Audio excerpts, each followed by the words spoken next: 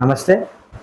దేశంలో ఉన్నటువంటి కాంగ్రెస్ పార్టీ మరియు కాంగ్రెస్ పార్టీకి మద్దతు ఇచ్చేటువంటి అనేక పార్టీలు ఒక ఉద్యమాన్ని తీసుకున్నారు.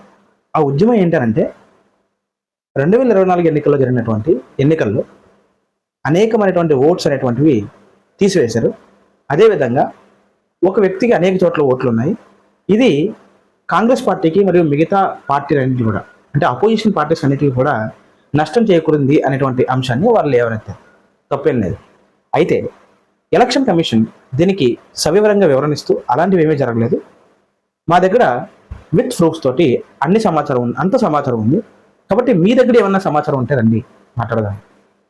అయితే ఈ రోజున వాటికి సమాధానం ఇవ్వకుండా ఒక రకమైనటువంటి వాదన తీసుకొస్తూ ఎలక్షన్ కమిషన్ తప్పు చేస్తుందనేటువంటి భావాన్ని దేశంలో ఉన్నటువంటి ప్రజలందరికీ తీసుకెళ్లాలని క్లియర్ కట్గా ఇండి కూటమి కాంగ్రెస్ ప్లస్ మిగతా పార్టీలన్నీ కూడా నిర్ణయం తీసుకున్నాయి.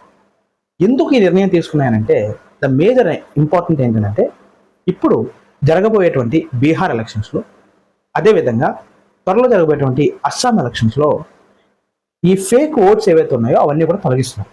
మరి ఈ ఫేక్ ఓట్స్ ఎలా క్రియేట్ అయ్యాయంటే, మన నార్త్ ఈస్టర్న్ స్టేట్స్ తోటి బార్డర్ షేరింగ్ చేసుకుంటుంది ఈ మయన్మార్లో ఎప్పటి నుంచో సైనిక పాలన ఉంది.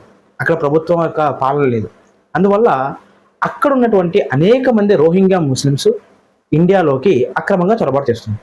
నార్త్ ఈస్టర్న్ స్టేట్స్లోనే కాదు, వెస్ట్ బెంగాల్, బీహార్, అనేక రాష్ట్రాల్లో వీళ్ళు ఇప్పుడు శరణార్థులుగా ఉన్నారు.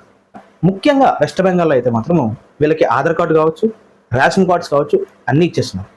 దానివల్ల వీళ్ళు ఓటు హక్కు పొందారు.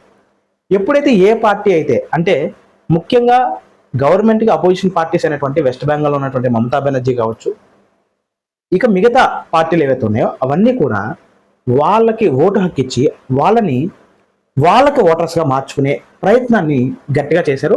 ఆల్రెడీ లాస్ట్ ఇయర్ వెస్ట్ బెంగాల్లో కూడా దీని ఇంపాక్ట్ గట్టిగా పడింది. అందువల్ల వెస్ట్ బెంగాల్లో మళ్ళీ మమతా బెనర్జీ గెలవడం జరిగింది.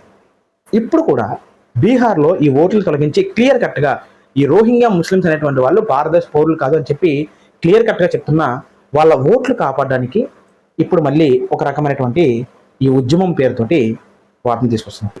ఈ దేశంలోకి అక్రమంగా వచ్చేవాడు ఎప్పుడు కూడా ఈ దేశానికి వ్యతిరేకంగానే పనిచేస్తారు తప్ప ఈ దేశానికి అనుకూలంగా పనిచేయరు. అక్రమంగా వచ్చేటువంటి వాళ్ళకి ఏ ప్రభుత్వం అయినా, ఏ పొలిటికల్ పార్టీ అయినా, ఎవరైనా సరే మనం అవకాశం ఇవ్వకూడదు. అలా కనుక ఉంటే ఖచ్చితంగా అది మన దేశానికి ముప్పుగా మారుతుంది.